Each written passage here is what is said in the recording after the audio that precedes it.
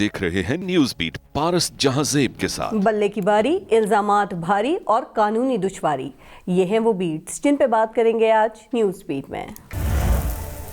अस्सलाम वालेकुम, मैं हूँ पारस जहांजेब। रिस्क जीरो बल्कि मनफी, तराजू के पलड़े बराबर बल्कि एक जानिब झुकने का तासुर, लेवल प्लेइंग फील्ड बल्कि रेड कार्पेट तक बिछाया जा चुका, सरकारी मीडिया के जरिए कौम से खिताब में आज़ाद, दोनों मुकदमात में सजाएं और नाअहली ख़त्म की जा चुकी, इलेक्शन लड़ने के लिए ताहियात पाबंदी भी खात्मे की जानिब तेज़ी से गामजन, लेकिन मियाँ मोहम्मद नवाज शरीफ एक बार फिर मुझे क्यों निकाला का हिसाब मांग रहे हैं।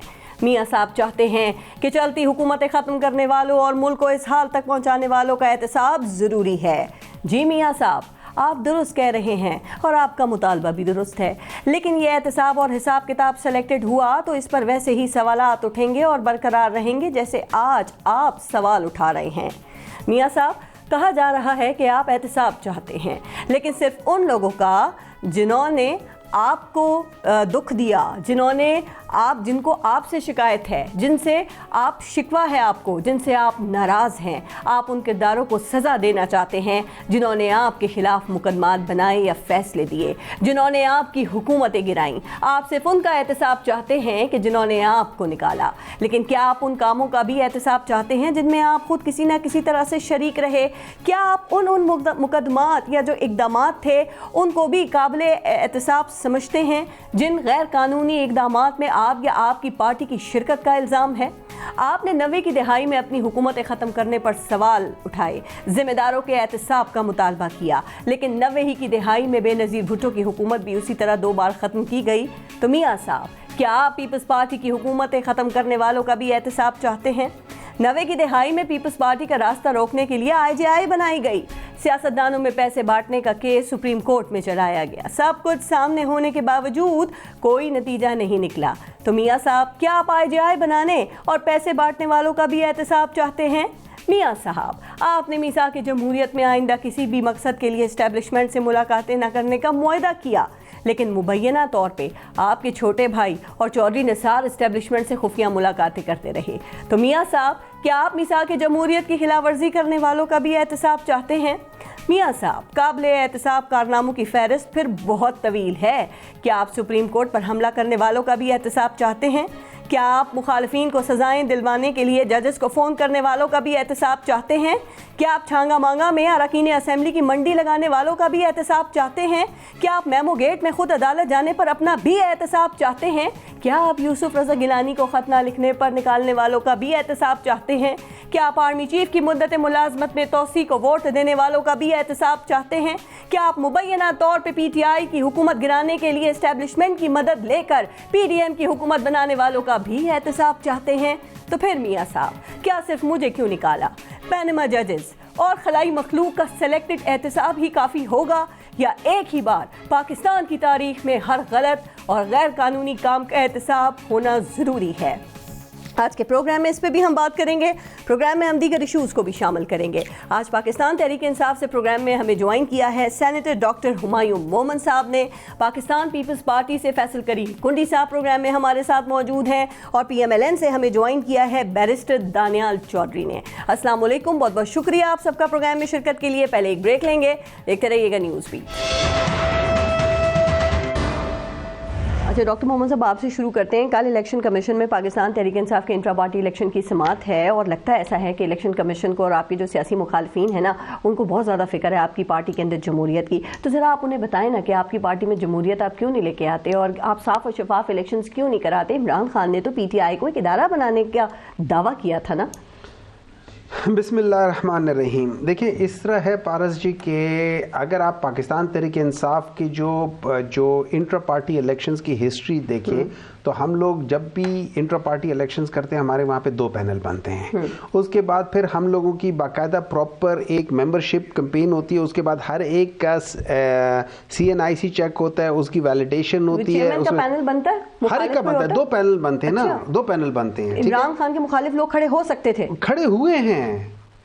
बल्कि ये उमर चीमा पहली बार चेयरमैन के खिलाफ ही खड़ा हुआ था 2022 में खड़ा हुआ था। नहीं 2013 में 2013 में जो मुस्तरद हुए हैं उसमें भी खड़ा हुआ था ना, उसमें मुझे नहीं, उसमें उमर नहीं था, नहीं उसमें नहीं, उसमें भी खड़े होते, लेकिन वो उस वक्त आखिर में उसने कहा था कि मैं वोटिंग से बिल्कुल पहले उसने कहा था कि मैं अपने आप को विड्रॉ करता हूँ। लेकिन बाकी हर एक सिर्फ 2013 में सिर्फ शाह महमूद कुरैशी बिला मुकाबला हुए थे, बाकी सारे के सारे 2 पैनल के अंदर हुए थे। और इस तरह भी हुआ था कि सारा एक पैनल जो कि सैफुल्लाह नियाजी का उस वक्त पैनल था, वो सारा पैनल जीता था, जिसमें आरिफ अलवी साहब वाहिद वो थे कि जो सेक्रेटरी जनरल का इलेक्शन हारे थे, और उसमें बाकायदा कैंपेन हुई थी, फिजिकल वोटिंग हुई थी। उसके बाद बाकी भी हमेशा से एक और काम भी होता है कि आपके अपने लोग ही आपके खिलाफ उठ के और जो है वो पिटीशन लेके चले जाते हैं, दरखास्त लेके चले जाते हैं, जैसे कि अकबर एस बाबर भी आपके अपने ही आदमी हैं। नहीं थे, यही ले गए थे हैं और थे में बड़ा फर्क है सर। वो देखिए मैं शो में आई, मैंने उनसे ये सवाल किया ना, उन्होंने इलेक्शन कमीशन का फैसला भी मुझे बता दिया और उन्होंने इस्लामाबाद हाई कोर्ट का फैसला भी बता दिया, जिसके मुताबिक जो आपने उन्हें बरतरफ किया 2011 में, वो कहते हैं वो गलत था। मेरी बात सुने ना,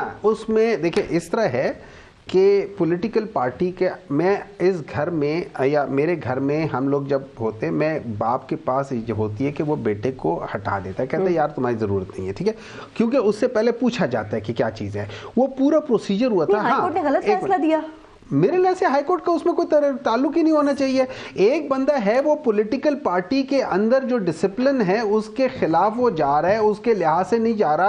how can he be a part of that? आपकी बातों से लग रहा है गलत फैसला दिया। भाई अकबर एस बाबर कहते हैं मैं आज भी पीटीआई का मेंबर हूं और इंट्रा पार्टी इलेक्शन में स्टेक होल्डर। इस तरह है कि किसी के कहने ना कहने से कुछ नहीं होता ना। मैं कहता हूं आज से मैं पाकिस्तान का प्राइम मिनिस्टर हूं, अब मेरे कहने से तो मैं नहीं बनूंगा ना, ठीक है ना? नहीं बनेंगे, लेकिन वो आपकी पार्टी के बानी मेंबर तो हैं। बानी मेंबर थे, बल्कि बानी मेंबर थे, ठीक है। लेकिन जब छोड़ दिया, बहुत सारे लोग थे, मिराज खालिद था, उसके अलावा और बहुत सारे लोग थे, लेकिन जिन लोगों ने छोड़ दिया, जब बानी मेंबर कहते हैं तो बानी रहता है। he was then removed from the party। आज के दिन में he was not a member of that thing। कल अदम करार दे दिया जाता है, मुझे बताएं मुतबादिल स्ट्रेटजी आपके पास क्या है? फिर तो इंतखाबी निशान दूर की बात है, इलेक्शन में हिस्सा लेना जनरल इलेक्शन में मुश्किल हो जाएगा नहीं आपके लिए? देखिए इस तरह यह है कि अगर मेरा ये ख्याल है कि इन लोगों का एक ही काम है, ये जो करना चाह रहे हैं वो ये है कि पाकिस्तान तरीके इंसाफ को दंगल में उतरने ना दें। That is the only way कि वो अपने सिलेक्शन को बचा पाएंगे। वरना अगर पाकिस्तान तरीके इंसाफ एक टांग एक हाथ के साथ भी उतर गई ना, तो वो उसी एक हाथ और एक टांग से वो धुलाई करेगी सबकी कि उनको समझ आ जाए। कमीशन का इसमें क्या फायदा है जो आप कह रहे हैं वो ऐसा चाहती है? अच्छा, कमीशन का क्या फायदा? अगर कमीशन खुद डिसीजंस ले रहा है तो फिर उसको भी यही फायदा है कि वो पीटीआई को ना आने दे, क्योंकि इन सब को प्रॉब्लम है पाकिस्तान तहरीक इंसाफ के साथ। पाकिस्तान तहरीक इंसाफ के साथ इसलिए प्रॉब्लम है कि पाकिस्तान अपने बहुत सारे प्रॉब्लम्स हैं। नहीं, हमारे हर एक अपने होते हैं। इंट्रा पार्टी इलेक्शन अलग, अगर आपको बल्ले का निशान चले सर, अगर आपके हक में फैसला आता है, आपको मिल भी जाता है, तो आपने जो आरओज डीआरओज एग्जीक्यूटिव से लिए गए उस पर भी आपने एतराज उठा दिया है। हमने एतराज उठाया, तो हम ये समझें कि जो मुमकिन रिजल्ट है आप अभी से उसको रिजेक्ट कर रहे हैं। एक मिनट है ना, फर्ज करें मैं आपको पारस जी, मैं आपसे अब ये without being a PTI member मैं आपसे एक सवाल पूछता हूं, ठीक है? मुझे एक बात बताएं कि पंजाब की जो केयर टेकर या टेक केयर गवर्नमेंट है वो 2000 एमपीओज के तहत हमारे लोगों को अंदर करती है। केपी में 700 बंदों को एमपीओ के तहत अंदर करती है, और वही जब शख्स उधर बैठ जाएगा, मुझे एक बात बताएं, am I not fair to object on that? क्या मैं उसमें गलत कर रहा हूं? नहीं पता मसला क्या, आपने पहले नहीं किया, आपकी टाइमिंग पे सवालात उठ रहे हैं। आप पहले भी तो कर सकते थे, 2 माह पहले भी कर सकते थे, फरवरी में भी कर सकते थे। है इनका नोटिफिकेशन आया था मेरे ख्याल में अक्टूबर के एंड में, नवंबर के मिडिल में या नवंबर के उस लिहाज से। उसके बाद हम लोगों ने उसके एक हफ्ता 1.5 हफ्ते बाद हम लोगों ने इसके ऊपर फाइल किया। बहुत पहले मना कर दिया था। अदलिया ने मना नहीं किया था। अदलिया ने इनको कहा था अगस्त में, या उन्होंने कहा था नहीं, उन्होंने कहा था हमें स्केड्यूल देखिए तो इलेक्शन तो हम बताएंगे कि आपको कब चाहिए। देखिए उस वक्त पता ही नहीं था कि इलेक्शंस कब होने हैं। नोबडी न्यू के इलेक्शंस कब होने हैं। ये भी अगर बात है ना, मुझे आपकी बातों से लग रहा है कि आपको लग रहा है कि ये फिर कहीं मुस्तरद ना कर दिए जाएं। आपके जो मुझे तो इस बात का बहुत डर है। ओके, दानियाल चौधरी साहब, इलेक्शन में आपको पता है ना 52 डेज रह गए हैं, शेड्यूल भी आ चुका है और हर गुजरते दिन के साथ आप देख रहे हैं कि जो सियासी जमातें हैं उनके कोई ना कोई एतराज़ात भी सामने आ रहे हैं सिवाय मुस्लिम लीग नून के। तो ये मुस्लिम लीग नून के इस कॉन्फिडेंस की वजह क्या है कि आपको लग रहा है कि सब कुछ अच्छा चल रहा है, बेहतरीन चल रहा है? चूंकि शिकायत तो दूर की बात है, आपने इलेक्शन कमीशन के सामने उफ तक भी नहीं की है, तो क्या कुछ है जिसकी पर्दादारी है? बिस्मिल्लाहिर्रहमानिर्रहीम। पारस 2018 के इलेक्शन से पहले जब अनाउंस तो हम एक स्पीकर लगाते थे तो हमारे ऊपर 10-10 FIRs होती थी। हम मेरे ऊपर 30 से ज़्यादा FIRs हुई खाली उस इलेक्शन के प्रोसेस के बीच में, ठीक है, शुरू होने से पहले। इसी तरह और हमारे पास जो कैंडिडेट्स थे, लेकिन हमने तब भी उफ नहीं की। हमने शोर डाला, हमने अपना वो रजिस्टर कराया अपनी कंप्लेंट्स, लेकिन हम भागे नहीं प्रोसेस से। हमने तगड़े होके शेरों की तरह इलेक्शन लड़ा। इस पार्टी को जिसके लिए मैच फिक्स किया गया था उसके लिए सब चीज़ें फिक्स थी, लेकिन फिर भी हमने धड़ल्ले से इलेक्शन लड़ा और हम आज भी धड़ल्ले से लड़े हैं। अगर आज कोई पाकिस्तान में सबसे ज़्यादा अफेक्टेड पार्टी है तो वो हम हैं। अगर सबसे ज्यादा किसी इनको आरोज और उनसे किसी को गिला हो तो हमसे हमें हो, क्योंकि आज से 16 महीने पहले इन्होंने हमें 4-4 साल जेलों में रखा। इन्हीं लोगों ने यही ब्यूरोक्रेसी थी जो किसी के कहने पे कारी थी और हमें कोई कहाँ रखा हुआ था, कोई कहाँ। लेकिन फिर भी आप ये नहीं हम कह सकते कि इन ब्यूरोक्रेट्स में जितने लोग हैं वो गलत हैं। ये ऑर्डर्स टाइम पे जहां जहां पोस्टेड थे और जो भी इनको हैंडलर्स थे देख रहे थे, लेकिन जब इलेक्शन का प्रोसेस अनाउंस होता है, देखिए अगर आज अपनी बात में जरा ऐड कर लें। अभी आपने मोहम्मद साहब की बात सुनी, वो कह रहे हैं कि यही लोग हम पे MPOs के तहत मुकदमात बना रहे हैं, हमें गिरफ्तार किया जा रहा है और अब वही ROs और DROs लगेंगे और आप अपनी नाइंसाफियां जो आपके साथ हुई या जो मुश्किलात आपने देखी उनका जिक्र कर रहे हैं, लेकिन उस वक्त आपके पास फील्ड तो थी ना खेलने के लिए। ये तो कहते हैं हमारे पास फील्ड ही नहीं है। देखिए इनके पास नहीं, इनके साथ क्या हो रहा है? हमारे तो कैंडिडेट्स को 22-22 साल उम्र कैद इलेक्शन से पहले सुनाई जा रही थी, इनको किसको सुनाई जा रही है? ये धड़ल्ले से इलेक्शन लड़ रहे हैं। हमें रोज घरों से उठा लिया जाता था, हमें रोज हमारे बंदों को उठा के ले जाते थे। ये इनके पीछे क्या? ये तो जलसे भी कर रहे हैं, कॉर्नर मीटिंग भी कर रहे हैं। आज मेरे घर के सामने रावलपिंडी में इनकी कॉर्नर मीटिंग थी एक, जहां इनकी एडजस्टमेंट से सारा काम कर रहे हैं। मुझे एक बात बताएं कि अगर इन्होंने पहले ये इलेक्शन की बात करते थे, इलेक्शन का धोंगला था चाहते थे, ठीक है, जब इलेक्शन का टाइम करीब आया तो एक एप्लीकेशन दे के और इलेक्शन से भागने की कोशिश की। ये हर आने वाले दिन में इलेक्शन से भाग रहे हैं। वो इसलिए भाग रहे हैं कि इनके पास पाकिस्तानियों को कुछ सुनाने के लिए नहीं है। लेकिन दानियाल चौधरी साहब एक सवाल देखिए, वो कहते हैं हमने इसे कैसे कह सकते हैं, वो कहते हैं हमने स्टे थोड़ी मांगा था, वो तो लाहौर हाई कोर्ट ने खुद ही स्टे दे दिया। अब PTI इस पे ये कहती है कि पिछले 1.5 साल से हम तो एक ही मुतालबा कर रहे हैं कि इलेक्शन। मुझे बात बताएं, जो प्रे होता है इन्होंने अपने कागज पर नहीं लिखा, प्रेयर कागज पर नहीं लिखी, लेकिन जब जज ने पूछा कि अगर ये किया जाए तो ठीक है, इनके वकील खड़े होकर कहते हैं बिल्कुल ठीक है। ये भाग रहे थे, इनको चाहते ही ये थे और इन्होंने जाके इनका तरीका वारदात ही यही था। अब जो पकड़ेंगे तो कह रहे नहीं हमने तो कहा ही नहीं था, वो जज ने खुद एक्ट किया और हमने ये नहीं किया। ये सब बातें हैं, ये झूठा ड्रामा है।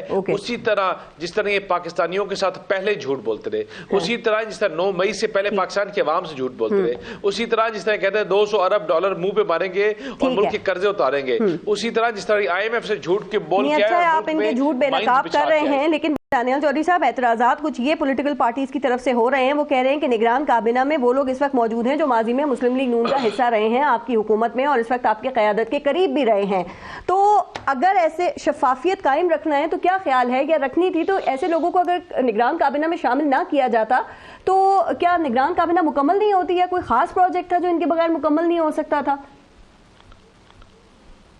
नहीं, मैंने तो नहीं शामिल किया, निगरान काबीना से पूछें। लेकिन अगर जो बंदे हैं, अगर आप निगरान अगर ऐसे किसी ब्यूरोक्रेट का नाम ले रहे हैं जिन्होंने देखिए, अगर नहीं, मुझे नहीं पीपल्स पार्टी का इसलिए कहते हैं कि पीपल्स पार्टी की कारकर्दगी उनके सामने है। वो आप मैं बार बार कहता हूं कि पीपल्स पार्टी, आप खाली डिफेंस से लियारी तक जाएं, आपकी कमर दर्द करने शुरू हो जाएगी, आपको समझ आ जाएगा कारकर्दगी क्या है। क्या पीपल्स पार्टी के लोग पंजाब में आज खड़े होकर कह सकते हैं कि पंजाब वालों तुम्हें हम सिंध की तरह बनाएंगे? ये लाहौर में खड़े होकर कह सकते हैं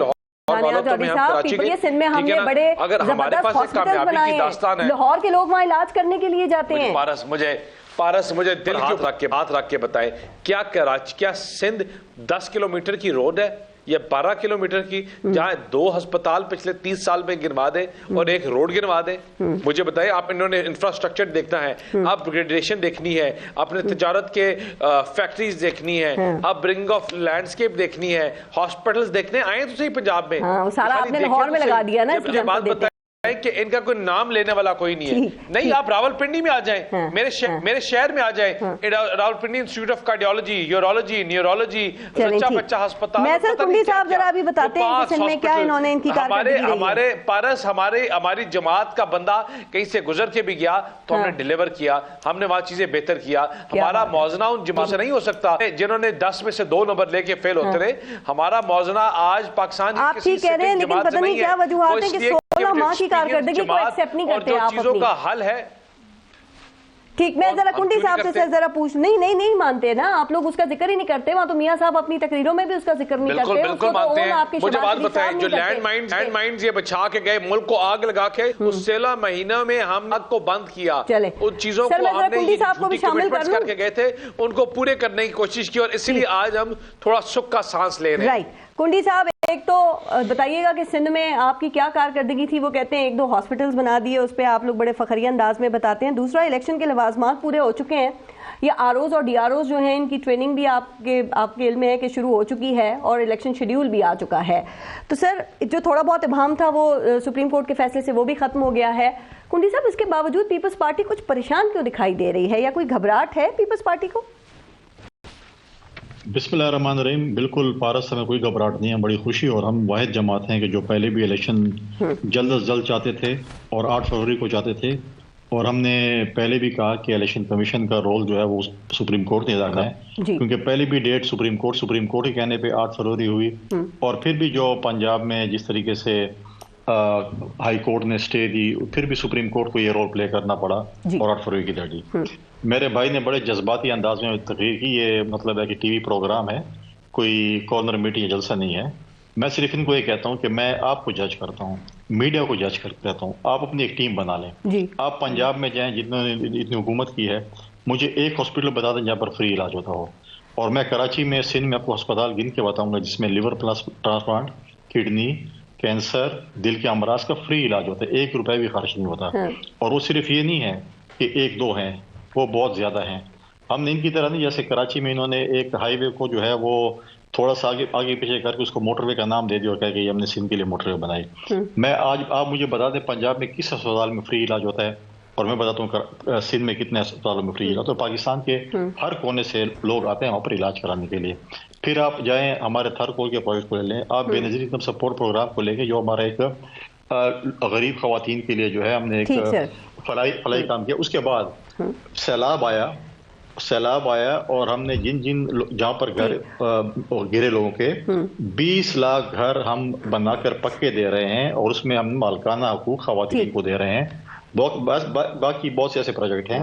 अब जो मेरे भाई ने बात की, इन्होंने, अब मैं बात मुकम्मल करूं। जी कर लीजिए। नहीं ब्रेक नहीं लेनी, मैं कह रही थी कि सर मुझे ब्रेक अभी लेनी नहीं है ना, मैं क्यों जबरदस्ती ले लूं? मेरी बात तो सुन ले, मैं कह रही हूँ कारकर्दगी। आप बताइएगा एक सवाल ब्रेक दे, फिर मुझे तो बात करने, मैं आप ही से बात कर रही हूँ। कुंडी साहब, एक बात जरा बता दें, जो पीपल्स पार्टी, जो मैंने बेचैनी या घबराहट का लफ्ज यूज किया आपकी पीपल्स पार्टी के लिए, वो ये कि सर क्या इसकी वजह ये तो नहीं, वो जो निगरान इस वक्त काबीना के अंदर जो कुछ वुज़रा बैठे हैं, जो आप कहते हैं कि वो पीपल्स PMLN की हुकूमत में साथ रहे थे, वो नहीं होने चाहिए। सिंध में जो ट्रांसफर पोस्टिंग्स हैं कहा जा रहा है, उससे पीपल्स पार्टी बहुत परेशान है और आप कंप्लेंट्स भी करते हैं। तो अगर ये एतराज़ात दूर कर दिए जाएं तो फिर आप जो लेवल प्लेइंग फील्ड का मुतालबा करते हैं वो तो नहीं करेंगे? देखिए, हम ये चाहते हैं कि तमाम पॉलिटिकल पार्टीज को लेवल प्लेइंग फील्ड मिलनी चाहिए, चाहे वो PMLN है, PTI है, पाकिस्तान पीपल्स पार्टी, जो भी जमात है। इलेक्शन कमीशन को चाहिए कि उनकी तहफ़्फ़ुज़ात को दूर किया जाए। हम भी इलेक्शन कमीशन से मिले, अब मेरे दानियाल साहब ने कहा कि हमने तो नहीं किया। क्या इनके जो कुछ वज़रा है, क्या उनका ताल्लुक PMLN से नहीं है? बिल्कुल है। अगर ये अभी इनकार ही हो जाए कि हमारा ताल्लुक नहीं है, तो वो बिल्कुल गलत होगा। अगर कोई पीपल्स पार्टी होगा, मैं बिल्कुल मानूंगा पीपल्स पार्टी का, लेकिन इनकी पार्टी में रहे हैं, इनके ब्यूरोक्रेट्स रहे हैं, इनके साले करता धरता ये रहे हैं, सारी चीजें वो मतलब है की हैं। अब वो अगर ये ना माने तो दूसरी बात है।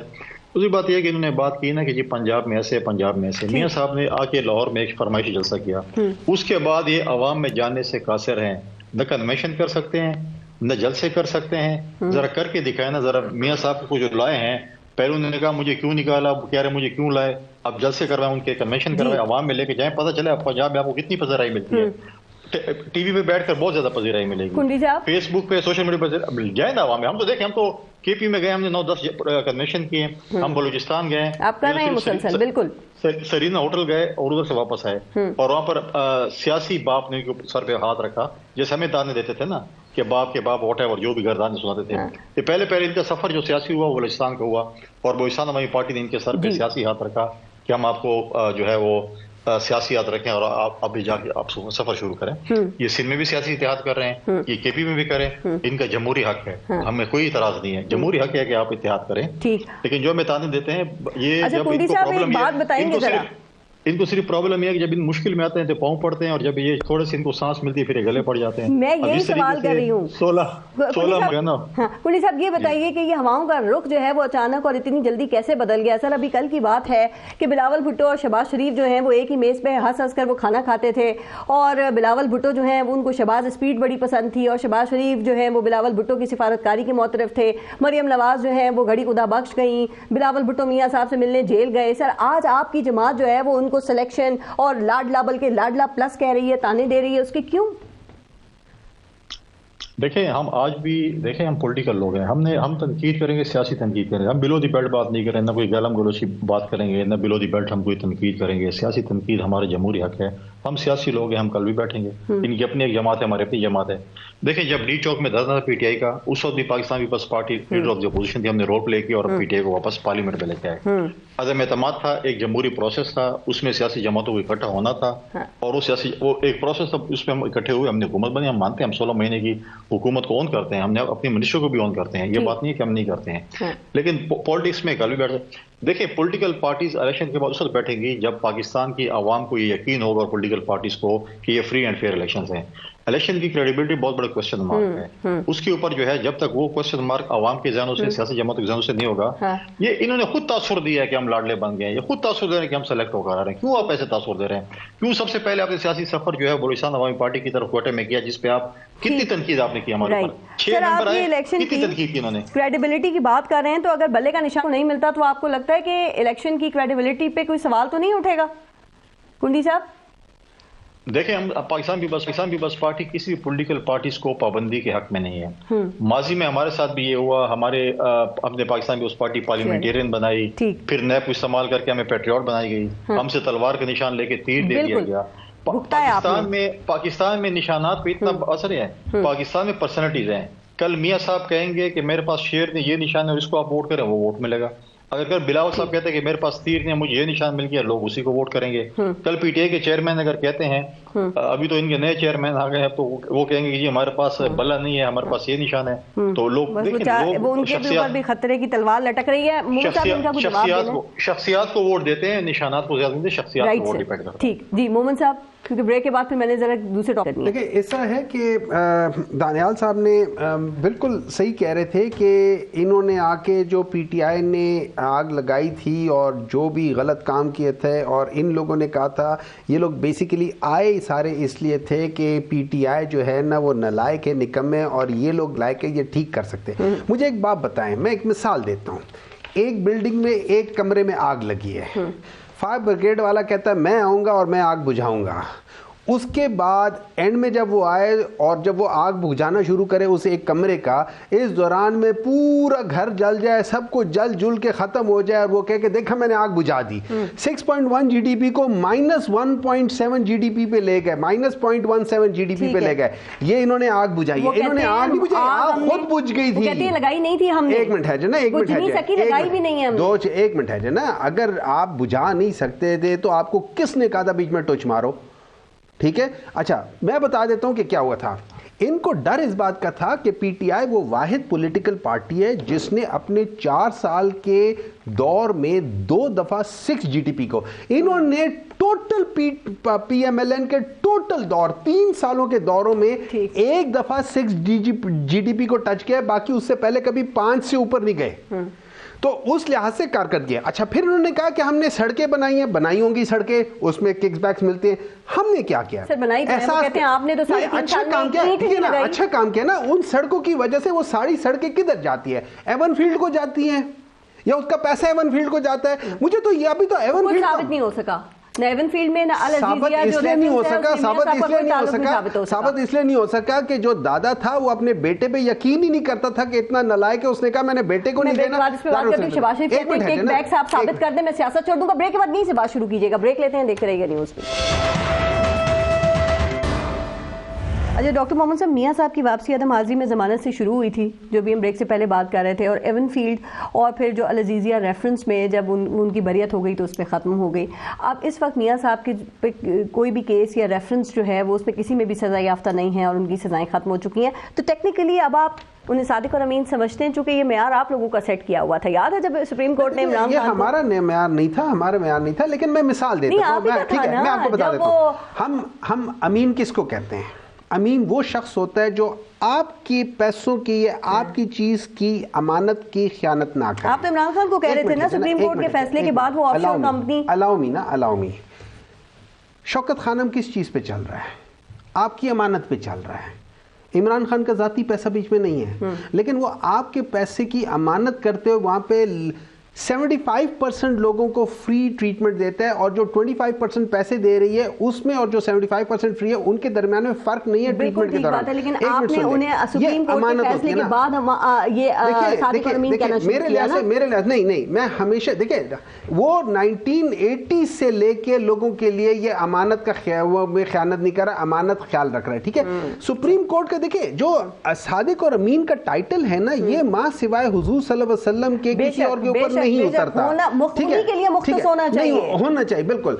लेकिन अगर आप मुझसे पूछें तो मैं कहूंगा कि अगर मैं इमरान खान को, अगर आज मियां साहब अपना एक ट्रस्ट बना लें और कहें कि मैं अवाम मुझे पैसे दो कि मैं करूंगा, मुझे बताएं कोई पैसा देगा? नहीं देगा, ट्रस्ट है उनका, नहीं देगा। वो खुद कमाते हैं, वो अपने उस चीजों से कमाते हैं जो 1990 से लेके 1993 के दरमियान में इन्होंने बनाई थी। और ये याद रखें इस दौरान में मियां साहब प्राइम मिनिस्टर थे, इनकी सारी कंपनी उन दिनों में रजिस्टर हुई है जिन दिनों में या प्राइम मिनिस्टर थे या अच्छा रिसेंटली 2013 और उसके दरमियान में जब इन लोगों ने ये जो बिजली का कहते हैं ना, हमने 28,000 से लेके 43 तक हमने कम कर दिया, ये वो बिजली है जिसका आजकल हम लोग कैपेसिटी पेमेंट कर करके थक गए हैं, और 2000 अरब रुपए 2 खरब रुपए तक सर्कुलर डेब्ट चला गया। लेकिन मैं आपको एक बात बता रहा हूं, साहब के खिलाफ कुछ साबित नहीं कर सका, कोई डॉक्यूमेंट नहीं दे सका, मियां साहब ने वो भी ज्यादातर फोटोकॉपी थे। हाईकोर्ट सजा कैसे बरकरार? मैं एक बात बताता हूं, मियां साहब की खुद तकरीर सुन ले, उन्होंने कहा कि कोई बंदा जो करप्शन करता है कभी अपने नाम पे पैसा रखेगा। मियां साहब को सब कुछ पता है, वो इतने मासूम नहीं है जितने वो नजर आते हैं। साबित भी तो करना है ना, पर यही तो मसला है ना, व्हाइट कॉलर क्राइम। देखिए white collar crime is not that easy. लेकिन मैं आपको एक बात बताता हूँ, देखिए पाकिस्तान तहरीक इंसाफ ने जो इन्वेस्ट किया था ना, अच्छा एक और चीज मैं बता देता हूँ, ये लोग बुजदार करते रहते हैं। मैं कंपेयर करता हूँ बुजदार की हुकूमत को और शहबाज शरीफ साहब की हुकूमत को, ठीक है। मैं बताता हूँ ना, हम किस चीज के लिए करते हैं, ताकि पॉवर्टी एलिवेशन हो। मेन मकसद तो पॉवर्टी एलिवेशन है ना। बुजदार की हुकूमत 2018 से पहले वाली हुकूमत जो थी ना, उसमें पॉवर्टी एलिवेशन ज्यादा थी, बुजदार की हुकूमत में कम थी। और प्लीज एक काम कर ले, मैं आपको एक चीज बता देता हूँ, बुजदार को सारे लोग बुरा भला कहते हैं। आप बुजदार को फास्ट फॉरवर्ड कर दे या मियां साहब को रिवर्स कर ले। जब मियां साहब फर्स्ट टाइम बने थे ना, फर्स्ट टाइम जब फाइनेंस मिनिस्टर बने थे ना, और बुजदार को अभी देख लेना, ये एक जैसे। बुजदार को बुरा भी आप ही की अपनी पार्टी के लोग ज्यादा कहते हैं, तो मियां साहब को कौन सा अच्छा कहते हैं? ठीक, मैं बयानिए पे भी जरा मियां साहब की बात करना चाह रही थी, लेकिन अब वो सवाल दानियाल चौधरी से कर लेती हूँ कि मियां साहब की वापसी को 2 माह हो गए हैं और हमने 3 बयानिए अब तक देखे ना। एक एहतसाब का था, फिर तरक्की और खुशहाली का था। अब वो कहते हैं कि इंतकाम नहीं लेना, लेकिन हिसाब तो लेना है ज्यादतियों का। तो आप हमें बता सकते हैं कि ये इंतकाम और हिसाब की जो बारीक या पतली सी लकीर है, इसको कैसे आप अलग करेंगे? और मोहम्मद साहब की बात का जवाब भी दे दीजिएगा। पारस, जो हमने डे वन से एक चीज़ कहा था कि हमने अपना फैसला अल्लाह के ऊपर छोड़ दिया और अल्लाह ताला ने हमें शुरू किया और इंशाल्लाह अगर आगे रब चाहेगा तो इंशाल्लाह ये अवाम अपना एहतसाब भी करेंगे और अपनी मर्जी का वज़ीर आज़म ला के एहतसाब करेंगे और पाकिस्तान के साथ जो जुल्म और ज़्यादती हुई उसका ये सवाल खुद, ये जवाब इनसे खुद लेंगे। जहाँ तक इन्होंने बात की, देखिए ये क्या झूठी लोगों को प्रोपेगेंडा, एक कैंसर हॉस्पिटल का झूठा प्रोपेगेंडा लोगों से करते हैं जिसकी जमीन मियां नवाज शरीफ ने दी, 50 करोड़ रुपया हमने दिया और उसके पैसे ये इस्तेमाल करते रहते अपनी इलेक्शन कैंपेन में। ये कहते रहे, ये मुझे बात बताएं, इनका कभी आम गरीब बंदे से कभी राब्ता हुआ, कभी देखा? ये तो कोट पहन के वीआईपी दफ्तरों में फिरने वाले लोग, ये आम बंदे का बताएंगे कि आम बंदा क्या फेस कर रहा है और क्या कर रहा है। इनका डिस्कनेक्ट ये है कि अगर केपीके में पिछले 10 साल से इनकी हुकूमत है, एक बड़ा प्रोजेक्ट ही कर सके। ये बात करते थे एहतसाब की, ये बात करते थे डिलीवरेंस की, ये 12 अरब रुपए का प्रोजेक्ट 100 अरब में लेके चले गए और उनसे एक बीआरटी कंप्लीट नहीं हुई। कभी उसके दरवाजे उल्टे रख देते थे, कभी क्या करते थे। इनकी नाअहली के ये हालात हैं कि जो दहशतगर्दी का नासूर पाकिस्तान से खत्म हो गया था, उसका बीज उसको दोबारा सर उठवाया इन्होंने। ये अपनी बात करते हैं 9 मई के वाकयात की बात करें, अपने इदारों में नफरत इन्होंने डलवाई, अपने इदारों के खिलाफ, अपने जुडिशरी के खिलाफ। पाकिस्तान में कोई ऐसा इदारा नहीं है जिसको इन्होंने कंट्रोवर्शियल ना किया हो, वो जुडिशरी हो, वो आपकी पाक फौज हो, वो आपकी सिविल ब्यूरोक्रेसी हो। पाकिस्तान के खिलाफ अगर आज तक किसने कोई दुश्मनी की है तो वो अपनी इंटरनेशनल एयरलाइंस, जो आज तक आपका दुश्मन नहीं गिरा सका, इनके एक वजीर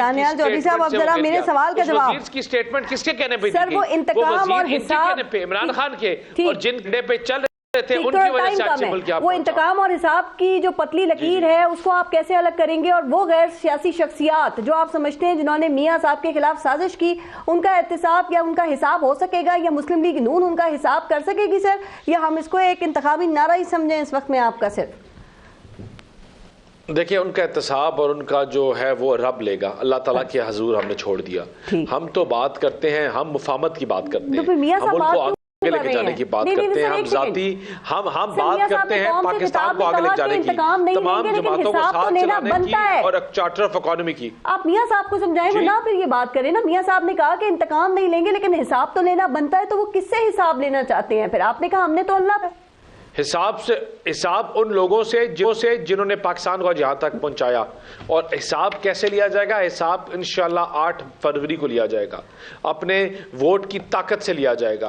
और इस पटरी को, इस ट्रेन को उसी पटरी पे लाके खड़ा करना जहां 2017 में हम छोड़ के गए थे। जब हिसाब उस दिन होगा जिस दिन पाकिस्तान वापस एशियन टाइगर बनेगा, जहां ब्लूमबर्ग इकोनॉमिस्ट कहते थे कि फास्टेस्ट ग्रोइंग इकोनॉमी होगा, जहां वापस डॉलर 100 रुपए का होगा, जहां वापस रोटी सस्ती होगी, जहाँ गरीब का और बेरोजगार बंदा का रहने की कोई आसाइशें होगी और हिसाब उस दिन होगा इंशाल्लाह। और हम करेंगे, हमने इस मुल्क में इतनी मायूसी कभी नहीं देखी थी जितनी आज है। और अगर इसका कभी क्रेडिट किसी को जाता है तो वो ये जो मेरे भाई बैठे हैं, इनकी जमात को और इनके लीडर को, वो उस्मान बुजदार की शक्ल में हो, वो बुशरा बीबी की शक्ल में हो, फरा गोगी की शक्ल में हो, या $190 मिलियन की पाउंड की शक्ल में हो, लेकिन जहां से भी आप पकड़ेंगे आपको यही निकलेगा। साहब, इस वक्त जो लफ्ज़ है ना, ये एक ताना बन गया है इधर।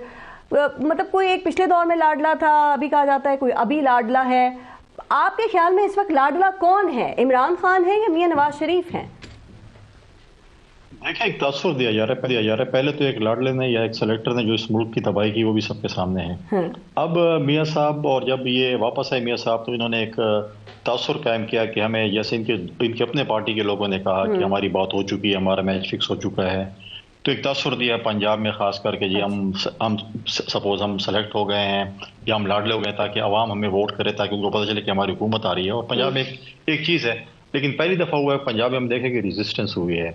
और जब इलेक्शन होगा, और मैं यही कह रहा हूँ कि फ्री एंड फेयर इलेक्शन होगा, और हम कहते हैं पाकिस्तान की आवाम को फैसला करने दें। पाकिस्तान की आवाम अगर PMLN को वोट करती है, हमें कोई एतराज़ नहीं है, PTI को करती है, हमें कोई एतराज़ नहीं है, या पीपल्स पार्टी को करती है, किसी को एतराज़ नहीं चाहिए, लेकिन आवाम का मैंडेट होना चाहिए। RTS ना बैठे, RO इलेक्शन ना हो, धुन ना हो। लेकिन एक बात है कि मियां साहब को जिस तेजी से नैब की अदालतों ने या नैब ने जो सजाएं दी माजी में, और जिस तेजी से भी जमानतें हो रही हैं, एक तरफ तो गलत है, या माजी गलत था या आज गलत है, हाल गलत है। तो उन लोगों का तो डेफिनेटली एहतसाब होना चाहिए। अगर माजी में मियाँ साहब को गलत सजाएं हुई हैं और इस टैक्स पेयर के पैसों पे नैब ने तनख्वाहें मिली हैं और उन्हें गलत सजाएं दी हैं, क्या उनके एहतसाब नहीं होना चाहिए? ऐसे ना हो कि फिर अगर आप एहतसाब या उनके हिसाब नहीं करेंगे, कल ऐसे ना हो कि साल डेढ़ बाद फिर वो जो है वो म्यूजिकल चेयर तब्दील हो जाए। साहब आप बड़ी आइडियल बात करें, लेकिन हो सकेगा? चूंकि हमने तो देखा ना कि यहाँ पे नैब उसी पार्टी के पीछे जरा ज्यादा नजर आती है जिसकी इदारे के साथ कशीदगी होती है। आपको पता है कि जब मुस्लिम लीग नून की हुकूमत थी तो पीपल्स पार्टी निशाना थी। नहीं, देखिए प्रॉब्लम यह कि हमने माजी में भी पीएमएलएन के दोस्तों को यही कहा था कि हमें नैब को खत्म करना चाहिए, लेकिन ये खत्म नहीं कर रहे थे। अब ऐसे ना हो कि फिर ऐसा ना हो कि म्यूजिकल चेयर और साल डेढ़ साल बाद फिर केसेस उकाए कि नहीं हमने तो गलत जमानतें दी थी, दोबारा केस फाइल खोल दें। पाकिस्तान में तो हालात बदलते कोई टाइम नहीं लगता। तो कुंडी साहब क्या फिर हमारे दोस्त कहें कि 2017 वाला बयान दोबारा उठाएं और दोबारा चलें, तो फिर वो लोग बाहर नहीं करेंगे। लिहाजा मैं समझता हूँ कि इस मुल्क में एक फ्री फेयर इलेक्शन हो, जिन लोगों ने गलत काम किया उनको बिल्कुल सजा होनी चाहिए। अगर आप कहें कि नहीं हम अभी जो है हम एक पेज पे आ गए, हमने सब चीज अल्लाह पे छोड़ दी और फिर कल आप बोले कि नहीं हम तो गलत थे और फिर दोबारा 2017 का बयानिया लें, तो फिर वो नहीं चल सकेगा। लेकिन कुंडी साहब अगर इस वक्त में एक और बात पे अपनी राय दे दें कि अगर इमरान खान के केसेस जो हैं उनको सजाएं तमाम केसेस के अंदर अगर हो जाती हैं, तो क्या फिर इस बात की कोई गारंटी है कि कुछ अरसे के बाद फिर इमरान खान भी यही कह रहे होंगे कि जी वो मुझे जो 2022 और 2023 में मेरे साथ नाइंसाफियां हुई थी अब उसका अजाला किया जा रहा है? क्योंकि साबित तो यहाँ किसी के खिलाफ कुछ भी नहीं होता ना सर, जैसे कि मियाँ साहब अभी कह रहे हैं अजाला है। देखिए इस मुल्क में तो हालात इसी तरीके से है कि जी हमें सजाएं दी गई थी, हमें गलत निकाला, हम उसका अजाला किया जाए, फिर कल इमरान खान आ जाए कि मेरे भी अजाला किया जाए, फिर हम ये मुल्क अजाले भुगतते रहे। इनके मतलब है कि ये चीज़ें नहीं होनी चाहिए। मैं समझता हूँ पॉलिटिकल विक्टिमाइजेशन नहीं होनी चाहिए, जो हम हमेशा अपनी तकरीरों में कहते हैं। जब भी खासकर पंजाब में हुकूमतें आती हैं पॉलिटिकल विक्टिमाइजेशन होती हैं, ये चीज़ें नहीं होनी चाहिए। अब देखिए और इस हद तक सियासत होनी चाहिए कि कल आप किसी के साथ बैठे तो आप आंखें मिला सकें। आप ऐसी पॉलिटिक्स ना करें कि कल आप किसी के साथ आंखें ना मिला सके। आज भी अगर आप देखें तो इमरान खान की बाकियात कौन ले रहा है? IPP क्या है? आप मुझे बताएं, इनके उसके साथ इत्तेहाद कौन कर रहा है? ये लोग इमरान खान की बाकियात हैं, उसको दूसरी शक्ल में लेकर जी अब रिफाइन हो चुकी है, ये अपडेट हो चुके हैं या रिफाइन हो चुके हैं, हम इनको ले रहे हैं। ये इमरान खान वाले जो है ये और सर मजे की बात है कि जो PTI के लोग इस वक्त आ रहे हैं, चंद एक के अलावा बाकी सारे जो हैं वो मीडिया पे आके IPP के हवाले से बात भी नहीं कर रहे हैं। वो अगर आप उनको इनवाइट करें तो वो आने को भी तैयार नहीं है। पता नहीं है कैसी पार्टी ज्वाइन हो रही है, जबकि इलेक्शंस भी करीब है, अब तो उनको भी आना चाहिए। अभी वो असल में नई पार्टी उनको टाइम लगेगा तर्जुमान बनाते बनाते और बयानिया बनाते बनाते एडजस्ट होने के अंदर टाइम लगेगा। ठीक, अच्छा कुंडी साहब एक बात और, मियां साहब आप इलेक्शन लड़ने के लिए अहल हैं? कि अगर अदालतें उनको अहल करती हैं तो बिल्कुल उनको इलेक्शन लड़ना चाहिए, हमें तो कोई एतराज़ नहीं है। जब अदालतें उनको क्लीन चिट देती हैं और कहती हैं कि आप इलेक्शन लड़ें, कल इन्हीं अदालतों ने कहा था कि आप नहीं लड़ सकते। सर वो सुप्रीम कोर्ट की ताहियात नाअहली साहब, आप इस पे जरा कमेंट कर दें, फिर आखिरी में दानियाल चौधरी साहब से लूंगी। आप समझते हैं मियां साहब अहल है और चौथी मरतबा वज़ीर आज़म बन सकेंगे अगर नून लीग ने अगले इलेक्शन में अक्सरियत ले ली तो? देखिए मियां साहब आज तक सही मानों में आज तक फ्री एंड फेयर इलेक्शंस नहीं जीते। वो हमेशा एस्टैब्लिशमेंट की सपोर्ट की वजह से हैं या नहीं है इस वक्त इलेक्शंस के लिए? मतलब वो वैसे नाअहल इंसान है, लेकिन इसमें शायद पॉलिटिकली इलेक्शन के लिए जाए। लेकिन मैं एक सवाल पूछता हूँ, मैं आपसे सवाल पूछता हूँ, ये चैनल आपको मैं सवाल पूछता हूँ, जो ज्यादती PTI के साथ हो रही है वो ज्यादती तो आप लोग भी कर रहे हैं। मैं वो सामने देख रहा हूँ वहाँ पे थ्रू आउट दानियाल साहब का और कुंडी साहब के वो टिकर्स चल रहे हैं, मेरा एक भी टिकर नहीं चला। आपके भी चले हैं? एक भी नहीं चला। मैं वहां से जब से देख रहा हूँ, मैं वहां पे देख रहा हूँ एक भी नहीं चल रहा। देखिए ये ज्यादती है, ये ज्यादती है PTI के साथ, ये ज्यादती है क्योंकि आप लोग बिल्कुल बताना ही नहीं चाहते, PTI का मौक़िफ़ बताना नहीं चाहते, लेकिन अवाम बेवकूफ नहीं है। मैंने बुलाया, इनवाइट किया, देर से आप अपना मौक़िफ़ ही दे रहे हैं ना। मैं आपकी बात नहीं कर रहा, मैं तो आप चैनल की बात कर रहा हूँ ना, चैनल नहीं बता रहा, चैनल्स की बात करें, सब चैनल्स की बात कर रहा हूँ, सब चैनल्स की बात कर रहा हूँ। अभी आज जलसा हो रहा है, हमारा ऑनलाइन जलसा हो रहा है, वहां पे इन लोगों ने क्या कर दिया, कौन सी इंतजामिया जिसके हम बात कर रहे थे उस इंतजामिया ने सारा इंटरनेट डाउन कर दिया है। आप किस चीज की फेयर की बात करें? दंगल में उतरने की तो बात छोड़े, वो हमें उस स्टेडियम की तरफ नहीं जाने दे रहे। ठीक है लेकिन ये याद रखें, एक बात याद रखें, एक चीज याद रखना, अवाम बेवकूफ नहीं है, अवाम देख रही है। ठीक है दानिया चौधरी साहब, मियां साहब के साथ इंसाफ हो गया या जब तक चौथी मर्तबा वजीर आजम नहीं बनेंगे ये इंसाफ मुकम्मल नहीं होगा? जरा जल्दी से जवाब दे दीजिएगा। मियां साहब के साथ इंसाफ तब होगा जब मियां साहब के वोटर्स को पता चलेगा मियां नवाज शरीफ इस हल्के से इलेक्शन लड़ रहे हैं। मियां नवाज शरीफ का ये हल्का है, मियां नवाज शरीफ यहाँ से अपनी आवाम के साथ इलेक्शन लड़ेंगे और मियां नवाज शरीफ को वापस वजीर आजम की कुर्सी पे बैठाया जाएगा जहां से उनको उठा के निकाला गया था सिर्फ एक टांगा पार्टी के। ओके शॉर्ट ऑफ इट साहब, फैसल करीम कुंडी साहब और डॉक्टर मोहम्मद साहब, बहुत बहुत शुक्रिया आप सबका प्रोग्राम में शिरकत के लिए। अपना और अपने मुल्क का ख्याल रखिए। पारस जहां से इजाजत दीजिए, अल्लाह ने के बाद।